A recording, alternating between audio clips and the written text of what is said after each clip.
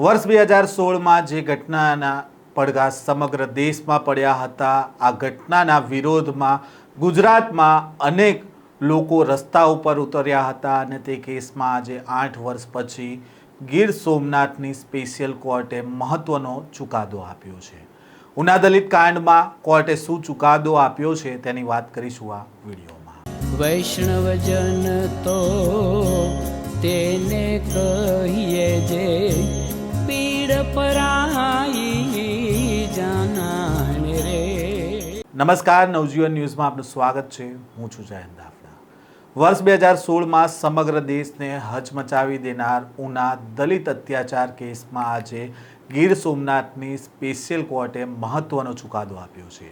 આ કેસમાં 8 વર્ષની લાંબી કાનૂની લડત બાદ કોર્ટે 39 આરોપીઓ પૈકી મુખ્ય 5 આરોપીઓને દોષી જાહેર કર્યા છે અને ગીર સોમનાથ જિલ્લાની સ્પેશિયલ કોર્ટમાં આજે ઉના દલિત કાંડ કેસની સુનાવણી હાથ ધરવામાં આવી હતી અને આ દરમિયાન ચુકાદો આપવામાં આવ્યો છે। 11 જુલાઈ 2016ના રોજ ઉનાના મોટા સમઢિયાળા ગામે ગૌરક્ષકના નામે કેટલાક લોકોએ દલિત યુવકો ઉપર અત્યાચાર ગુજાર્યો હતો। આ મામલે પોલીસે કુલ 39 લોકો સામે ગુનો નોંધ્યો હતો, જેમાંથી આજે કોર્ટે 5 આરોપીને દોષી ઠેરવ્યા છે, જેમાં રમેશ જાદવ, રાકેશ જોશી, પ્રમોદ ગોસ્વામી, નાગજી ડાયા અને બળવંત ગોસ્વામીનો સમાવેશ થાય છે, જ્યારે અન્ય આરોપીઓને પુરાવાના અભાવે નિર્દોષ જાહેર કરવામાં આવ્યા છે। આજે કોર્ટમાં સુનાવણી દરમિયાન શું થયું હતું, સાંભળીએ સરકારી વકીલ કેતનસિંહ વાળાને।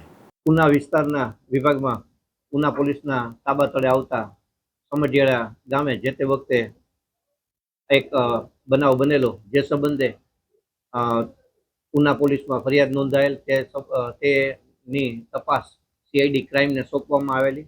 સમગ્ર તપાસના અંતે નામદાર કોર્ટના હુકમથી અત્રે વેરાવળના એડિશનલ ડિસ્ટ્રિક્ટ એન્ડ સેશન જજ શ્રી જે પંડ્યા સાહેબની કોર્ટમાં સદર કેસ ચાલેલ અને તેના એટો સેશન કેસ નંબર 8-18, 9-18 અને 11-18થી સંયુક્ત રીતે આજે તમામ આરોપીઓ સામેની કેસ ચાલી જતા આજરોજ અહીંની અદાલતે જે તે વખતે આ બનાવમાં ગુના સબબ સંડોવાયેલ આરોપી રમેશ ભગવાન જાદવ, નાનજીભાઈ ડાયાભાઈ, પ્રમોદગીરી રમેશગીરી ગોસ્વામી, બળવંતગીરી ઉર્ફે બલી ધીરુ ગોસ્વામી અને આ બધાને તકસીરવાન ઠેરાવ્યા છે અને તેઓ સામે ઇપીકો કલમ 323, 324, 342 અને 504 અન્વયે નો ગુનો સાબિત માનેલ છે। તેમજ એટ્રોસિટી એક્ટની જે સ્પેશિયલ એક્ટ 1989 તળેનો છે, તેમાં 31 ERSU અને 31D અન્વયે પણ આ કામમાં આરોપીઓ તકસીરવાન ઠરતા હોવાનું નામદાર વેરાવળની કોર્ટે આજરોજ જાહેર કરેલ છે અને સજા સંબંધે સાંભળવા માટે નામદાર કોર્ટે બાકી રાખેલ।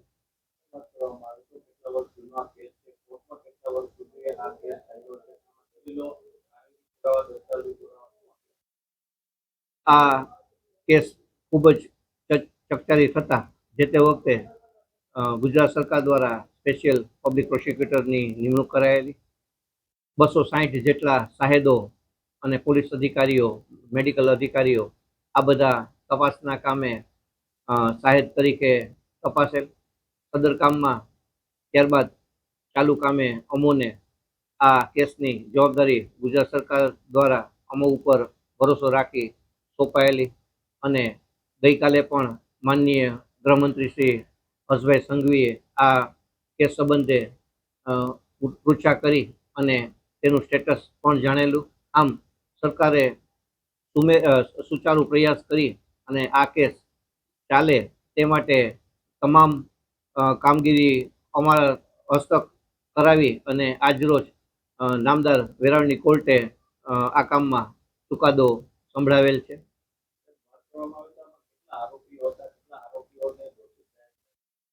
આ કેસમાં અંદાજે 39 આરોપીઓ હતા, જેમાં એક પોલીસ અધિકારી શ્રીનું અવસાન થયેલ છે, એટલે એમની સામે સદર કેસ એબેટ થયેલ અને બાકીના અન્ય પોલીસ કર્મચારીઓ તેમજ આ ગુનામાં જે તે વખતે મુખ્ય 5 આરોપીઓ સિવાયના આ કુલ જે આરોપીઓ હતા તે પૈકીના આ કામમાં મેં આપને જેમ પ્રથમ જણાવ્યું તેમ 5 આરોપીઓને તકસીરવાન ઠેરવવા માટે નામદાર કોર્ટે હુકમ ફરમાવેલ છે.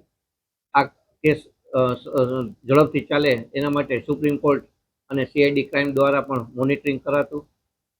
જે તે વખતે પોલીસમાં અધિકારીઓ અને CID ક્રાઇમના સિસોદિયા, કરશનભાઈ આ બધા આ કેસ ચલાવવામાં અને આટલા બધા બહોળા સંખ્યામાં જે સાયદો હતા તેને અત્રે કોર્ટ સુધી પહોંચાડવામાં ખૂબ મહત્વની કામગીરી પણ બજાવેલ છે, જેને લીધે આ કેસ અમો અત્રે ચલાવી શકેલ છીએ.